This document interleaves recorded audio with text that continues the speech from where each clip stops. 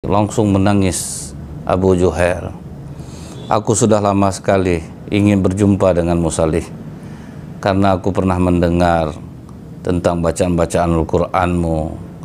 Aku pernah orang menyampaikan kepadaku bagaimana kau membaca Quran. Jadi sekarang aku minta bacakan Quran untukku. Maka dibacalah oleh Salih Al-Muri. Baru kalimat a'udzubillahi minasyaitonirrajim, pingsan langsung Abu Juhair ini. Akhirnya semua menunggu dia untuk sadar. Begitu dia sadar, lanjutkan kembali. Maka Salih Al-Muri membaca surah Al-Furqan ayat 23. Wa qadimna ila ma amilu min amalin faja'alnahu haba'an mansura. Dan kami hadapi segala amal yang mereka kerjakan, lalu kami jadikan amal itu bagaikan debu yang bertebangan. Nah, ini coba kami hadapkan amal, ini udah banyak orang beramal, kami hadapkan amal itu kepada Allah, akhirnya semua jadi debu yang bertebangan. Mendengar itu langsung pucat Abu Juhair, langsung dia pada saat itu meninggal dunia.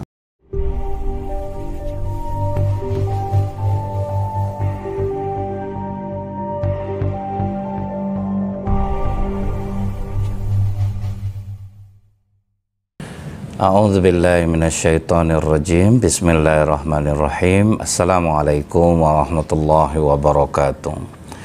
Innal hamdalillah nahmaduhu wa nasta'inuhu wa nastaghfiruh wa na'udzu billahi min syururi anfusina wa min sayyiati a'malina. May yahdihillahu fala mudhillalah wa may yudlil fala hadiyalah. Asyhadu an la ilaha illallah wahdahu la syarikalah wa asyhadu anna Muhammadan abduhu wa rasuluh. Allahumma salli wa sallim wa barik ala hadzal nabiyil karim wa ala alihi wa sahbihi ajmain. Kaum muslimin muslimat di mana saja berada yang semoga senantiasa dirahmati oleh Allah. Kembali kita bersyukur kepada Allah dengan mengucapkan alhamdulillahirabbil alamin atas kesempatan waktu yang diberikan Allah untuk kita. Kita masih bisa bernafas, Allah masih izinkan kita untuk melakukan amal ibadah dan bertobat kepada Allah dari segala dosa-dosa kita. Bersolawat kita kepada Rasulullah sallallahu alaihi wasallam dengan ucapan Allahumma sholli ala Muhammad wa ala alihi wasallim. Semoga dengan banyak bersolawat kita mendapatkan syafaat di yaumil akhir kelak. Salih Al-Muri, jadi dia ada Salih Al-Muri, kemudian Malik bin Dinar, kemudian Wasi bin Sabit Al-Bunani, dan Habib Abu Muhammad. Ini 4 orang atau 5 orang ulama lah mungkin nih. Mau pergi ke tempat Abu Juhair namanya. Abu Juhair ini dikenal orang yang sangat taat beribadah, sehingga dia memilih tinggal sendiri kecuali pas sholat berjamaah baru dia turun. Jadi dia hanya pergi sholat jamaah kemudian pulang. Bergaul pun dia kurang, cuma orang tahu kenapa dia melakukan hal seperti itu, bukan karena dia sombong. Dia lebih menjaga diri. Cuma kalau orang bertanya ada menemui dia mau gitu. Nah, makanya ulama-ulama ini datang ingin bertemu lah dengan dia. Nah, inilah kebiasaan para ulama dulu, saling mengunjungi, saling menguatkan gitu. Nah, ini yang dilakukan oleh ulama-ulama ini. Begitu mereka sampai di tempat Abu Juhair, jadi mereka ini menunggu dulu. Nah, menunggu, ditanya kepada orang, apakah Abu Juhair sudah ke masjid? Mereka bilang belum, sebentar lagi dia datang itu. Nah, tidak lama datanglah Abu Juhair ini. Nah, semua ulama ini diam aja gitu. Nah, Abu Juhair pun sholat, dan mereka pun ikut sholat di belakang Abu Juhair ini. Setelah selesai sholat, sudah zikir, sudah doa, barulah mereka datang, kemudian masing-masing memperkenalkan dirilah dengan Abu Juhair ini. Dia temui, kemudian mereka pun mengucapkan salam kepada Abu Juhair. Nah, apa kata Abu Juhair ini ketika yang pertama kali datang adalah Muhammad bin Wasi? Diucapkannya salam kepada Abu Juhair. Assalamualaikum. Waalaikumsalam. Siapa kau? Aku ini Muhammad bin Wasi. dari Basrah. Langsung kata Abu Juhair, ahlan wa marhaban, selamat datang. Engkau inilah yang dikatakan orang-orang di Basrah, orang yang terbaik di sisi mereka. Jika engkau beribadah, engkau selalu bersyukur karena Allah yang memberimu kekuatan untuk beribadah. Nah, rupanya Abu Juhair sudah sering juga mendengar tentang Muhammad bin Wahsy ini. Tadi apa kelebihannya? Dia bersyukur. Kenapa dia rajin beribadah? Ditanya orang, apa yang buat kau rajin beribadah? Ini karena rasa syukurku, Allah yang memberikan kekuatanku untuk beribadah. Dan itu memang betul. Kita kan selama ini nganggap kita rajin sholat karena kita yang menggerak. Enggak, Allah yang ngasih itu gitu. Allah yang memberikan kekuatan kita, dan kita seharusnya bersyukur Allah mengizinkan kita, memilih kita untuk orang yang mau beribadah. Berarti kita harusnya bersyukurnya di situ. Bukan lantas menganggap diri kita nih hebat. Kita kan kadang-kadang gitu, aku terus terang sholat, aku tidak pernah tinggal sholat aku. Seharusnya kita bersyukur Allah memberikan kita kekuatan hingga kita mau melakukan ibadah. Nah, itu pujian dari Abu Juhair kepada Muhammad bin Wahsy, yang katanya engkau bersyukur diberikan kekuatan beribadah. Nah, itulah yang membuat Muhammad bin Wahsy itu berbeda di sisi Allah di antara orang-orang yang ada pada masanya. Sampai dikatakan oleh Abu Juhair tadi, engkau orang yang sangat dekat kepada Allah di antara mereka. Jadi inilah yang membuat kita dekat itu, ketika kita bisa bersyukur. Kalau kita berbuat baik, alhamdulillah ya Allah, engkau yang menggerakkan aku berbuat baik. Alhamdulillah ya Allah, engkau yang menggerakkan aku untuk beribadah gitu. Nah, itu yang orang yang baik itu, bukan menganggap ibadah itu dia yang melakukannya karena kehebatan dia, karena kekuatan dia, karena usaha dia. Nah, seharusnya dia bersyukur kepada Allah diberikan kekuatan itu. Kemudian yang kedua, Sabit Al-Bunani berdiri, dia ucapkan salam kepada Abu Juhair. Kemudian Abu Juhair bertanya, siapa engkau? Aku Sabit Al-Bunani. Marhaban ya Sabit, engkaulah yang dikatakan oleh penduduk kota orang yang paling panjang sholatnya. Nah, ini lagi kelebihan dari Sabit Al-Bunani. Aku sangat berharap kepada Allah untuk bisa bertemu denganmu. Nah, kelebihan ini Allah juga yang ngasih kepada Sabit Al-Bunani. Dia betah kalau sholat itu lama gitu. Dia betah kalau sholat itu panjang. Jadi kalau kita ingat Rasulullah SAW kalau sholat, kata Ummul Mukminin Aisyah, sampai bengkak kakinya. Jadi memang rakaatnya yang sangat panjang. Dalam riwayat kita mendengar bahwa Rasulullah itu kalau sholat malam lebih sering 2 rakaat, jarang lebih. Dikarenakan apa? Panjangnya ayat yang dibaca, panjangnya renungan Rasulullah SAW ketika sholat itu. Sampai ada pernah orang yang mengikuti Rasulullah sholat malam, justru malah habis itu dia miring-miring badannya. Pas Rasulullah SAW tanya, kau ikut aku tadi? Iya ya Rasulullah. Apa yang terfikir olehmu? Menyesal aku mengikutmu sholat ya Rasulullah. Nah itu, jadi Rasulullah panjang sholatnya. Jadi ada juga sahabat yang memiliki kekuatan yang panjang sholatnya, yang khusyuk sangat ibadahnya. Nah, salah satu kelebihan dari Sabit Al-Bunani ini, dia memang betah untuk berlama-lama di sholat itu. Nah, inilah karunia dari Allah. Tidak diberikan kesibukan yang besar, tapi uang masuk tetap ada. Dia rata-rata kan ulama dulu pedagang. Jadi mereka bisa panjang waktu untuk beribadah. Nah, ini lagi kelebihan Sabit Al-Bunani. Tidak lama kemudian berdiri Habib Abu Muhammad. Nah, dia ucapkan salam kepada Abu Juhair. Kemudian kata Abu Juhair, ahlan wa sahlan, siapa engkau? Aku Habib Muhammad. Marhaban Abu Muhammad, engkau adalah orang yang jika berdoa pasti dikabulkan oleh Allah. Ini beda lagi nih.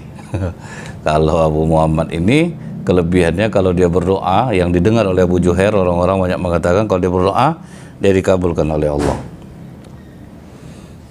Tapi apa yang membuat doa yang terkabulkan? Apa kata Abu Juhair? Engkau pasti meminta kepada Allah untuk menyembunyikan hal itu. Benarkah? Benar Abu Juhair. Nah, jadi kalau orang-orang yang kadang dia orang baik, terkabul doa, justru dia minta Allah menyembunyikan itu dari manusia. Karena kalau manusia ini, kalau ada orang-orang yang seperti itu kan jadi karomah bagi dia. Dikunjungi untuk minta ini, minta itu.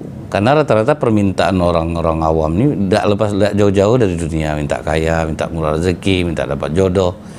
Nah makanya kata Abu Juhair, engkau pasti meminta kepada Allah untuk menyembunyikannya. Jadi kalangan-kalangan ulama-ulama itu aja yang tahu, yang punya feeling mengatakan kelebihan tentang beberapa orang ulama yang datang ini. Kemudian yang selanjutnya siapa lagi yang berdiri? Malik bin Dinar. Ditanya, kau siapa? Aku Malik bin Dinar. Waduh, Masya Allah, aku sangat ingin sekali berjumpa denganmu Malik. Aku tahu engkaulah orang yang paling zuhud. Nah ini beda lagi nih. Di antara sahabat tadi, kelebihan dia pula orang yang tidak cinta betul terhadap dunia ini. Maksudnya boleh dibilang tidak ada perasaannya dengan dunia ini lagi. Nah, maka dikatakan oleh Abu Juhair, kau orang yang sangat zuhud, paling zuhud di antara mereka. Duduklah, lengkaplah keinginan aku. Nah, lengkap keinginan aku meminta kepada Allah untuk bisa bertemu dengan kalian. Dia kelebihan tadi, kelebihan ada yang mereka itu bersyukur karena diberikan kekuatan untuk beribadah. Ada lagi yang bersyukur karena bisa melaksanakan ibadah yang sangat lama. Kemudian ada yang bersyukur doanya dikabulkan Allah dengan cara minta disembunyikan. Ada lagi yang zuhud terhadap dunia. Nah inilah amalan-amalan para ulama itu, dia memiliki kelebihan masing-masing. Jadi maka di antara kita ada yang rajin puasa, ada yang rajin sholat malam, ada yang rajin baca Quran, ada yang rajin zikir, ya itu biasa saja. Itu boleh-boleh saja. Kita di mana kita yang kuatnya, disitulah kita yang istiqomahnya untuk menambah ibadah-ibadah kita yang kurang. Kemudian maju lagi yang terakhir. Siapa yang terakhir? Salih Al-Murri. Begitu dia memperkenalkan diri, kau siapa? Aku Salih Al-Murri. Langsung menangis Abu Juhair. Aku sudah lama sekali ingin berjumpa denganmu Salih, karena aku pernah mendengar tentang bacaan-bacaan Al-Quranmu. Aku pernah orang menyampaikan kepadaku bagaimana kau membaca Quran. Jadi sekarang aku minta bacakan Quran untukku. Maka dibacalah oleh Salih Al-Murri. Baru kalimat a'udzubillahi minasyaitonirrajim, pingsan langsung Abu Juhair ini. Akhirnya semua menunggu dia untuk sadar. Begitu dia sadar, lanjutkan kembali. Maka Salih Al-Murri membaca surah Al-Furqan ayat 23. Wa qadimna ila ma amilu min amalin faja'alnahu haba'an mansura. Dan kami hadapi segala amal yang mereka kerjakan, lalu kami jadikan amal itu bagaikan debu yang bertebangan. Nah ini coba kami hadapkan amal ini, udah banyak orang beramal, kami hadapkan amal itu kepada Allah, akhirnya semua jadi debu yang bertebangan. Mendengar itu langsung pucat Abu Juhair, langsung dia pada saat itu meninggal dunia. Saking takutnya dia dengan ayat ini. Dia takut nanti amalan dihadapkan tidak tahu jadi semua debu yang bertebangan. Kita nyangka kita sudah melakukan kebaikan, tidak taunya karena terselip keinginan dunia di sana, ingin ambisi, ingin populer, ingin terkenal, ingin dapat duit banyak, ingin dihargai orang, ingin dimuliakan orang. Akhirnya semua amal itu jadi debu yang bertebangan. Setelah dia meninggal ditanya, adakah kerabatnya nih? Mana nih? Ada keluarganya, rupanya ada seorang perempuan tua. Kemudian ditanya oleh perempuan, kenapa dia habis mendengarkan bacaan Quran. Langsung perempuan ini mengatakan, apakah Salih Al-Murri yang membacakan? Dari mana kau tahu? Karena Abu Juhair pernah menyebutkan, kalau Salih Al-Murri yang membacakan Quran padaku, pasti aku mati. Karena dia udah banyak betul mendengar keindahan bacaan dari Salih Al-Murri ini. Makanya akhirnya kerabatnya tahu jadinya bahwa yang baca Al-Quran Salih Al-Murri, ya iya, oh berarti ya udah memang dia pernah mengatakan itu. Nah begitulah apa namanya nih, ulama-ulama itu mengajarkan kita tuh untuk tidak sombong, rajinlah beribadah karena Allah, jangan karena dipandang orang, jangan karena untuk mendapatkan uang. Jadi memang ini hal yang luar biasa, pukulan juga bagi kita ini gitu. dari amalan-amalan, kelebihan amalan mereka tadi, mudah-mudahan kita bisa juga meniru seperti itu dari kisah ini insyaallah.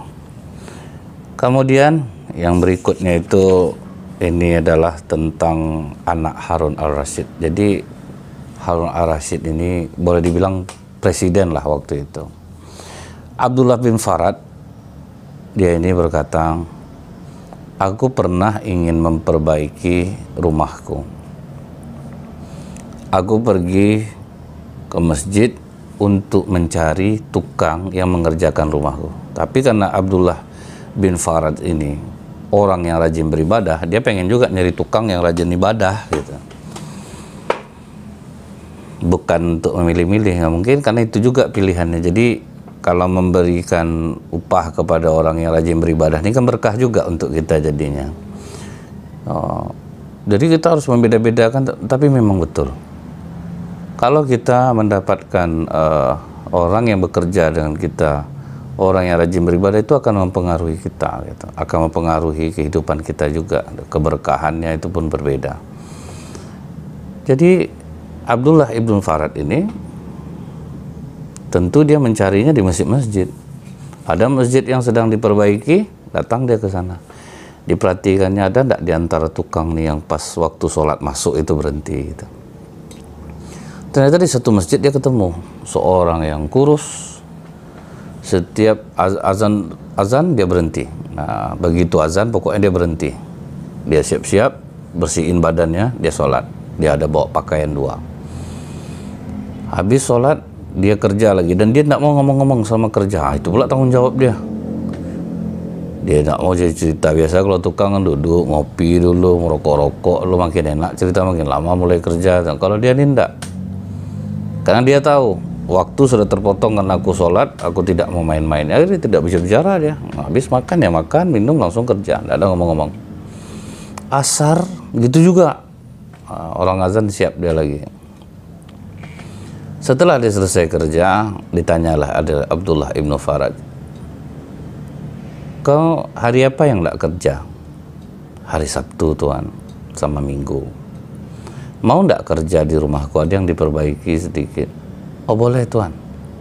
Dibawalah ke rumahnya. Nah ini yang mau direhab, ditunjukkan oleh Abdullah ibn Farad. Setelah itu, berapa gaji yang kau minta? Kata pemuda ini 1 dirham 1 danik. Kalau kita anggap sekarang gaji tukang 200.000, dia minta cuman setengahnya aja, 100.000. Kata Abdullah ibn Farad, enggak 200.000 aja, ini kalau uang kita nih. Enggak Pak, saya minta separuh karena juga saya ada syarat untuk Bapak. Apa syaratnya? Izinkan saya sholat berjamaah setiap waktu sholat masuk, zuhur dan asar. Karena saya kan kerjanya pas pagi setelah subuh sampai sore sebelum maghrib. Nah, karena waktu sudah termakan untuk saya sholat, zikir, doa, jadi gaji aja saya separuh. Jadi lebih baik saya dibayar separuh daripada saya harus meninggalkan sholat berjamaah. Takjub Abdullah ibn Farad. Baik, saya setuju. Mulailah besok Sabtu masuk ya. Sabtu masuk dia. Kerja dia sampai maghrib. Dibayar lebih lah, dipenuhkanlah oleh Abdullah ibn Farad. Nah, karena apa? Karena senanglah nengok pekerjaan dia itu, apalagi dia sholat. Dikasihlah 200.000 misalnya nih, uang kitanya nih. Langsung dia nolak, maaf Pak, perjanjian kita kan saya dibayar separuh karena waktu sudah terhabiskan untuk saya sholat. Jadi bayar separuh aja. Nah, ada apa-apa, saya ikhlas kok. Akhirnya agak kesal dia gitu, dikasih lebih itu. Nah itulah orangnya, biasa kalau dikasih kurang yang agak kesal, ya ini dikasih lebih malah kesal gitu. Di mana coba kita jadi orang kayak gini. Kemudian hari Minggunya nggak masuk dia. Hari Seninnya dicari bapak tuh lagi, dia ke masjid itu, ketemu. Pas habis sholat ditanya, kenapa kau tidak datang hari Minggu? Bapak tidak sesuai perjanjian. Kan janjinya saya dibayarnya cuman separuh, tapi bapak ngasih penuh. Jadi saya tidak mau kerja di sana. Oke, saya ngalah. Saya bayar kamu separuh, tapi kamu Sabtu depan masuk. Ah, kalau gitu saya mau Pak. Aneh ya, dikasih lebih malah gak mau. Kita itu betul ya kita cari kan, orang ngasih lebih ya. Walaupun pura-pura basa-basi, apa nih Pak? Tapi diterima juga. Nah setelah itu Sabtunya masuk dia, dikasih separuh. Wah senang hatinya. Hari Ahad masuk dia lagi, dikasih lagi separuh, senang hatinya. Cuman Sabtu depannya tidak masuk lagi dia.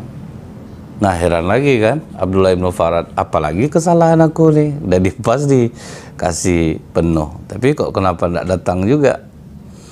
Nah hari Seninnya ditemui di dekat masjid itu, rupa dia nggak ada. Ditanya sama kawan-kawannya, mana anak-anak yang kurus itu? Oh sedang sakit Pak, sakit keras dia. Di mana dia sekarang? Dia numpang tempat pondok kawannya. Pergilah Abdullah ibn Farad ke pondok itu. Ternyata betul anak itu sedang terlentang sakit. Diucapkan salam oleh Abdullah ibn Farad. Ditanya bagaimana keadaanmu? Alhamdulillah Pak, saya sedang sakit. Nah, tapi tetap ada rasa syukur, karena bagi orang mukmin sakit itu penggugur dosa. Jadi bagaimana kau sholat? Bisa Pak, saya pergi dalam keadaan merangkak, walaupun dalam keadaan sakit, sholat jamaah tetap datang. Saya boleh minta sesuatu enggak Pak? Kata anak muda ini. Senang hati Abdullah bin Farad, mintalah apa yang kau inginkan. Saya ingin Bapak amanah dengan apa yang saya berikan. Apa itu? Kalau saya mati besok, kata dia, di dalam baju saya ini, ditengoknya dari gantungan, ada sebuah permata. Dan ini hanya setelah saya meninggal Bapak akan buka kepada Harun Ar-Rasyid, pemimpin negeri ini. Tunggu dia pas kemari, Bapak perlihatkan ini kepadanya. Tapi ingat Pak, setelah saya meninggal. Dalam hati Bapak ini masalah tukang bangunan, kenal sama presiden. Nah, ya udahlah, karena anak ini sakit, iya-iyakannya lah. Setelah itu ternyata memang besoknya dia meninggal. Nah ikutlah Abdullah bin Farad ini menyelenggarakan jenazahnya, dan ingat pesannya permata itu. Ditunggu-tunggulah, pas Harun Ar-Rasyid akan meresmikan pasar di Baghdad. Nah, ditemuinya lah secara diam-diam. Dia tengok, ada sesuatu yang akan kuperlihatkan kepadamu, Khalifah. Begitu dia tengok, waduh, kau harus ikut denganku, kata Harun Ar-Rasyid. Kaget Ibnu Farad, berarti memang tahu nih.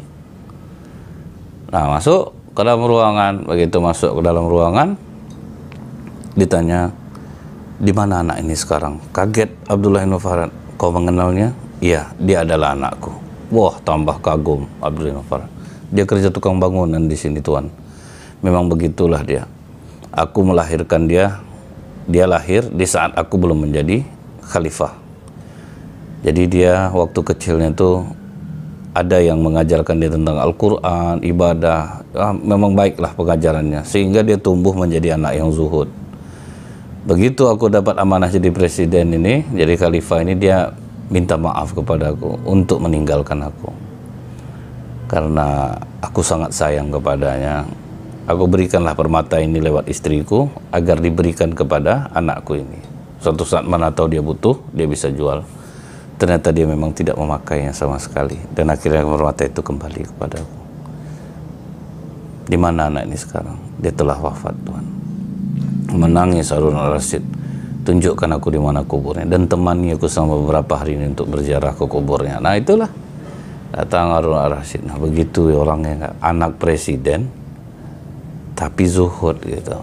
Ini anak lurah, anak camat aja mungkin udah lain soalnya kan. Udah ngeri itu, udah parah kali itu kan. Apalagi ada penyekatan kayak gini ya, udah jual tuh, saya anak ini, saya keponakan ini ya kan. Nah jadi ini pelajaran berharga bagi kita, bagaimana seorang anak pejabat yang dia tidak ingin bangga dengan jabatan ayahnya, dan malah dia kerja susah-susah jadi tukang bangunan. Yang berikutnya itu adalah Yahya bin Aswad al-Kilabi. Nah, dia ini tidak tahu mempekerjakan Ibrahim bin Adham, seorang ulama. Jadi dia tidak kenal sama Ibrahim bin Adham ini. Dipekerjakannya lah sebagai tukang kebunnya. Dan kata Yahya bin Aswad, aku betul-betul memperlakukannya seperti tukang kebun. Selama setahun dia kerja di kebun aku, katanya. Padahal dia ulama besar nih. Di kebunnya itu kebun delima. Dan dia betul-betul kerja dia di sana gitu. Dan pada suatu hari Yahya bin Aswad ini dia sedang duduk sama kawan-kawannya, dipanggilnya Ibrahim bin Adham, "Pak, tolong diambilkan Pak delima-delima yang manis, kami mau makan." Nah, Ibrahim bin Adham tentu diambilkan ya delima-delima. Rupanya asam semua. "Bapak udah setahun di sini. Masa tidak bisa Bapak membedakan yang manis dan yang tidak?" Kata Ibrahim bin Adham, "Aku hanya diperintahkan untuk menjaganya, bukan untuk mencobanya. Jadi aku tidak tahu di bagian mana nih yang ada yang manis, ya aku nggak tahu karena aku tidak pernah mencobanya." Kagum Yahya bin Aswad. Sedang duduk rame-rame seperti itu, tiba-tiba datang seseorang pemuda. Dia rupanya udah bertanya dia kepada Yahya bin Aswad Al-Kilabi ini, "Ada ndak Pak Ibrahim bin Adham, kau pernah kenal ndak Pak Ibrahim bin Adham?" "Ada, dia kerja di kebun aku nih." "Mana dia?" "Itu dia." Wah, langsung didekati, udah disalam, dicium tangan. Heran Yahya bin Aswad Al-Kilabi, hormat betul pemuda ini. Baru kata pemuda ini Ibrahim bin Adham, ulama besar kita, dia memang seperti inilah pembawaannya. Dia tidak ingin dikenal orang. Ini ulama itu, menyesal Yahya bin Aswad Al-Kilabi. Mereka pun minta maaf, tidak apa-apa, tidak apa-apa. Baru ditanya kepada pemuda itu, "Ada apa kau datang kemari?" Nah, baru diceritakan oleh anak muda ini, "Aku telah lama menjaga harta warisanmu ini dari Balak. Jadi aku mencari-carimu, Syekh, dan ini ada bagian untukmu sebanyak 30.000 dirham." Maka kata Ibrahim bin Adham, "Gelar kainmu." Nah, digelarnya lah kainnya. "Ini 30.000 dirham. Ambil sepertiga untuk upah capekmu dari Balak mencari aku. Sepertiganya lagi bagi-bagikan ke penduduk sini, Askalan." Kepada yang Yahya bin Aswad Al-Kilabi ini. "Ini Yahya bin Aswad Al-Kilabi, kau kan aku kerja sama kau. Kau ambil yang sepertiga ini lagi, bagi-bagikan kepada penduduk sini miskin. Dan sepertiganya lagi baru untuk kamu, kepada yang membawa itu." Jadi sama sekali Ibrahim bin Adham tidak mengambil uang itu. Nah, itu luar biasa. Orang yang dari Balak tadi jauh-jauh nyarinya, nih ambil sepertiga untuk upah capek kau. Ambil sepertiga Yahya untuk dibagikan penduduk Askalan. Nah, kemudian yang sepertiga lagi ambil untuk dirimu. Nah, jadi dibagikannya lagi kepada pemuda yang membawa harta itu ke tempatnya. Nah, ini kembali kita takjub ya. Ulama-ulama ini biasa aja sama mereka. Mudah-mudahan minta kita kepada Allah supaya kita memperlakukan dunia ini seperti biasa aja lah gitu kan. Seperti biasa aja kita gunakan justru dunia ini untuk kendaraan menuju akhirat. Kemudian yang berikutnya dari Iban bin Abdul Jabbar. Mereka sedang duduk nih. Ada yang pernah dengar cerita enggak tentang Muhammad bin Uyainah? Mengapa Muhammad bin Uyainah? Muhammad bin Uyainah ini yang pernah menceritakan tentang Humairi bin Abdillah. Jadi ini bersanad dia nih cerita nih, dari siapa dia mendengar, siapa mendengar. Nah, yang dalam kisah ini adalah yang diceritakan oleh Muhammad bin Uyainah adalah Humairi bin Abdillah.